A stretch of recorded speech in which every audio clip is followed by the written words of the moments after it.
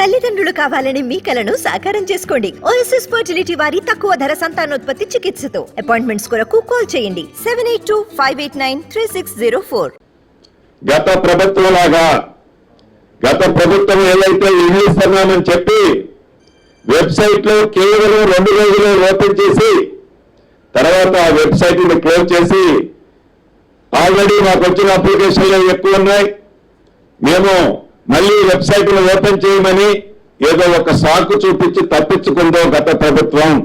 ఈ ప్రభుత్వం అలా కాకుండా మీకు ఇచ్చిన టైంలో మీరు అప్లికేషన్ ఇవ్వలేకపోయినా రద్దీ ఎక్కువగా ఉన్నా మీరేమీ టెన్షన్ పడక్కర్లేదు.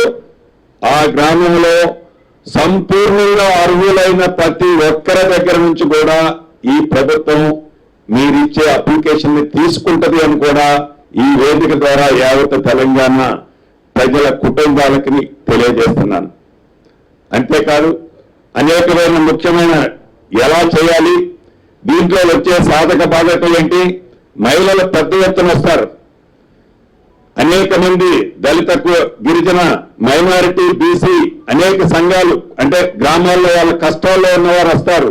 వీళ్ళందరినీ వాళ్ళకున్న సమస్యలు ఏవైతే మేము 6 గ్యారంటీలో పొందపరిచామో ఈ పొందపరిచే ఐటమ్స్ ని వాళ్ళు అప్లై చేసుకోవడానికి వచ్చే వారందరి దగ్గర చిత్తశుద్ధితో వారి అప్లికేషన్ ఈ ప్రభుత్వం తీసుకుంటది అనేదైతే ముందుగా తెలియజేస్తున్నాను. కంగారు పడి ఎవరో తొక్కిసలాటికి గురి కావద్దు. అదే రకంగా ప్రభుత్వానికి ముఖ్యమంత్రి గారు ఇందాక చాలా స్పష్టంగా చెప్పారు, కావాల్సిన నిధులు కూడా ఈ కార్యక్రమానికి కావాల్సిన నిధులు కూడా రిలీజ్ చేశారు. రిలీజ్ చేయడమే కాదు, అక్కడికి వచ్చిన ప్రజల కోసం మహిళల కోసం ఎండలో ఉండొద్దు, తాగటానికి మంచినీరు ఇవ్వాలి, వైద్య సదుపాయాలు కూడా అక్కడ ఏర్పాటు చేసి పెట్టుకోండి, అన్ని డిపార్ట్మెంట్లనే పిలుచుకోండి, వారికి కావలసిన వసతులతో అన్నిటినీ ఏ ఒక్క ప్రజలకి కుటుంబానికి ఇబ్బంది కలగకుండా ఉండే విధంగా ఈ అప్లికేషన్లు సేకరించాలని గౌరవ ముఖ్యమంత్రి గారు మంత్రులు అందరం కూడా సూచించడం జరిగింది. అదేవిధంగా కలెక్టర్లు కూడా వారికి అనుభవాలను బట్టి ఎస్పీలు కలెక్టర్లు కూడా చాలా వివరంగా అందరి కలెక్టర్లతో అందరి ఎస్పీలతో వారి ఆలోచనలు వారు ప్రజలకు ఏ రకంగా సేవ చేయాలి ఈ ప్రభుత్వం అనేది ఈ అధికారులకు స్పష్టంగా ముఖ్యమంత్రి గారు వివరించడం జరిగింది.